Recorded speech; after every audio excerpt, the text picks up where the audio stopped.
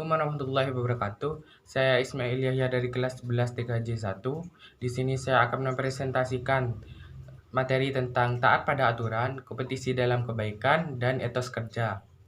Perilaku taat. Taat memiliki arti tunduk, sedangkan aturan adalah tindakan atau perbuatan yang harus dijalankan. Taat pada aturan adalah sikap kepada tindakan atau perbuatan yang harus dijalankan. Aturan yang paling tinggi adalah aturan yang dibuat oleh Allah Subhanahu wa taala. Dalam Al-Qur'an surat An-Nisa ayat 59, orang beriman harus taat kepada Allah, Rasul ataupun ulil amri. Ulil amri maksudnya pemimpin yang taat kepada Allah dan Rasulnya.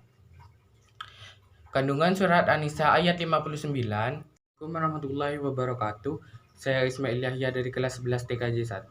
Di sini saya akan mempresentasikan materi tentang taat pada aturan, kompetisi dalam kebaikan, dan etos kerja.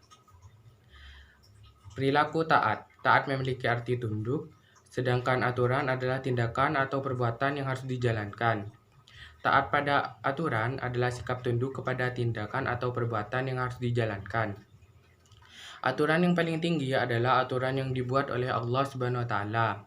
Dalam Al-Qur'an surat An-Nisa ayat 59, orang beriman harus taat kepada Allah, Rasul ataupun ulil amri. Ulil amri adalah maksudnya pemimpin yang taat kepada Allah dan Rasulnya. Kandungan surat An-Nisa ayat 59, setiap orang yang beriman harus taat kepada Allah dan Rasulnya. Kepada pemimpin, kita juga harus taat jika pemimpin itu benar berdasarkan Al-Quran dan Al-Hadis. Namun jika pemimpin itu tidak berdasarkan Al-Quran dan Al-Hadis, kita tidak boleh mentaatinya. Apabila terjadi perselisihan dalam suatu urusan, maka harus kembali kepada Allah dan Rasulnya. Maksudnya dari kembali kepada Allah dan Rasulnya adalah kita kembali kepada Al-Quran dan Al-Hadis. Kita cari dari dasar hukum atau dalil dalam Al-Quran dan Al-Hadis tentang apa yang kita perselisihkan itu.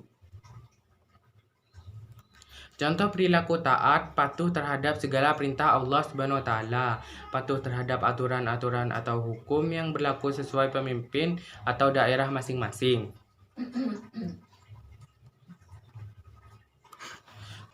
Kompetisi dalam kebaikan artinya berlomba-lomba untuk senantiasa melakukan kebaikan.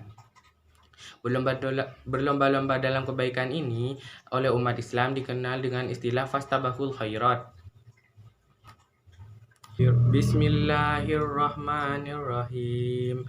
Khairat ainama takunu ya'ti bikumullahu jami'a. Innallaha ala kulli syai'in qadir. Terjemahan arti, dan bagi tiap-tiap umat kiblatnya sendiri yang ia menghadap kepadanya, maka berlomba-lombalah dalam membuat kebaikan di mana saja kamu berada. Pasti Allah akan mengumpulkan kamu sekalian pada hari kiamat. Contoh kompetisi dalam kebaikan. Tidak menunda-nunda berbuat kebaikan seperti tidak menunda-nunda sholat. Memanfaatkan kesempatan berbuat kebaikan yang ada semaksimal mungkin. Contoh menyumbang pembangunan masjid. Sesuai Quran surat Al-Maidah ayat 2 agar kita saling tolong-menolong dalam berbuat kebaikan. Maksudnya walau kita sedang berkompetisi, tetapi harus tolong-menolong dalam berbuat kebaikan, karena saling tolong-menolong tetap tergolong berkompetisi.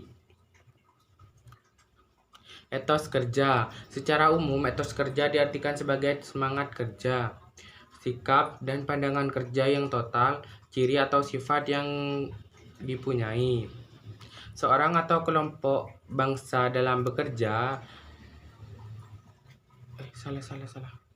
Secara umum, etos kerja diartikan sebagai semangat kerja, sikap dan pandangan kerja yang total, ciri atau sifat yang dipunyai seseorang atau kelompok atau bangsa dalam bekerja dan lain-lain. Sementara itu, dalam konteks Islam, etos kerja diartikan Sebagai semangat juga sikap kerja yang total dilandasi niatan lillahi ta'ala, sehingga pekerjaan tersebut tak hanya mendatangkan materi semata, melainkan juga amalan baik di mata Allah Subhanahu wa taala. Kandungan ayat perintah untuk memberi kelapangan kepada orang lain dalam majelis ilmu dan segala majelis yang sifatnya menaati Allah Subhanahu wa taala. Apabila diperintahkan untuk berbuat baik, berbuat kebajikan dan hal yang diridhoi oleh Allah Subhanahu wa taala, maka bersegeralah memenuhi perintah tersebut. Allah Subhanahu wa taala mengangkat orang-orang beriman dan orang-orang berilmu kepada beberapa derajat. Contoh etos kerja, tidak meninggalkan sholat pada saat bekerja karena sholat merupakan kewajiban setiap umat muslim. Bekerja dengan ikhlas dan penuh kesabaran karena orang sabar disayang Allah Subhanahu wa taala. Rajin tekun dalam bekerja akan mendapatkan kepercayaan dan orang lain dan mampu menghargai pekerjaan kita. Assalamualaikum.